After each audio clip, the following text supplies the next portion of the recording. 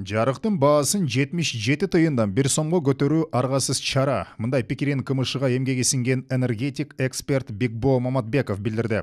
Анын пикиринде энергетикадагы жылдап чогулган бардык көйгөйлөрдү билбей туруп, бааны жогорулатууга нааразы болуу туура эмес.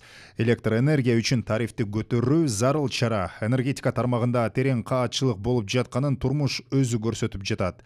Ал чыгаша менен иштеп миллиарддаган доллар карызга батып жатат. Ушундай улана берсе, анда тармакты толугу менен кырсыкка алып келүү коркунучу бар.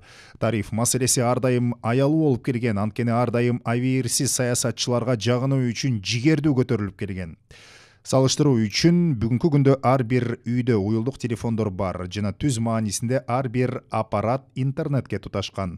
Интернетке ар бири 300дөн 500 сомго чейин төлөйт, андан эч ким саясат жасабайт. Бирок тарифтерди аргасыздан көтөрүүгө келгенде дароо эле өздөрүнүн жеке кызыкчылыгы үчүн бул теманы көтөрүүгө аракет кылышат. Бирок тарифтерди аргасыздан көтөрүүгө келгенде дароо эле өздөрүнүн жеке кызыкчылыгы үчүн бул теманы көтөрүүгө аракет кылышат. Ошол эле учурда кыргыз энергетикасынын абалын ичинен өз көзү менен көргөндөр аз. Ал жакта көйгөйлөр көп. Учурдагы тарифтер жабдууларды жана тармактарды тейлөөгө болгон муктаждыктарды да жаба албайт, дейт ал. Ушундан улам Бекбо Мамбетов эл президенттин чечимине түшүнүү менен мамиле кылышы керектигин белгилейт.